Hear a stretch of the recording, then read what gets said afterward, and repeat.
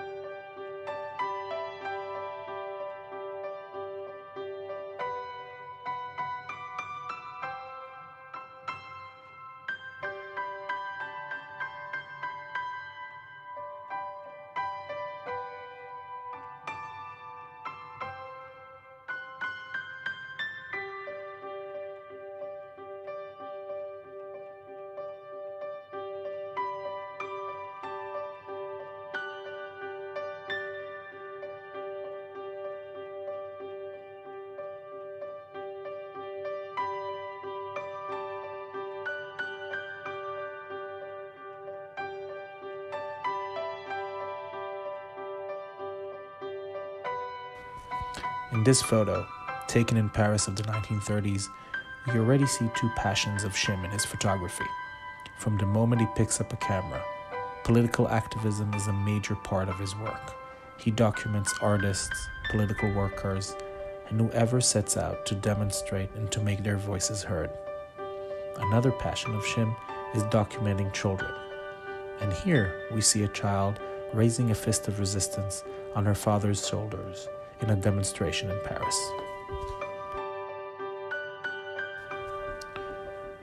Chim documented many wars, but he never romanticized them.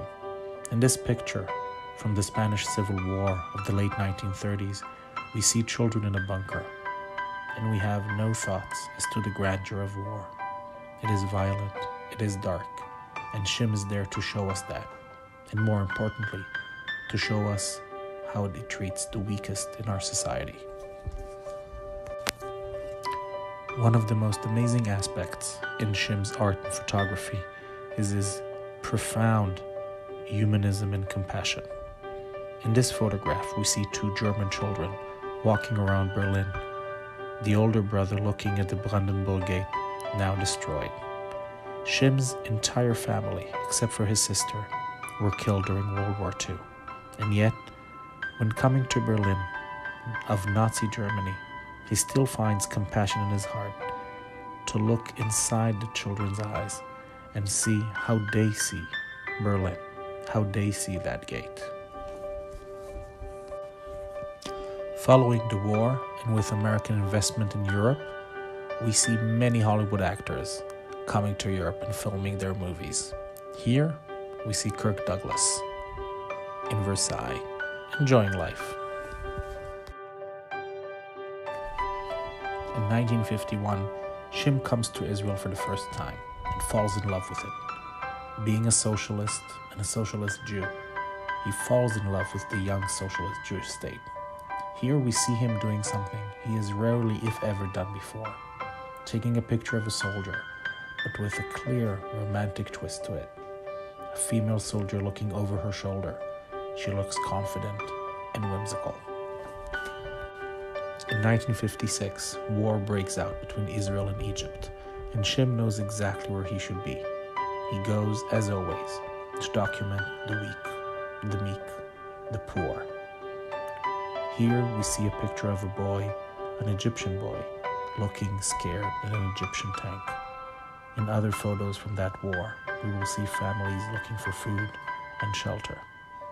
In the end, Chim died in that war, gunned down by Egyptian soldiers who thought he was the enemy.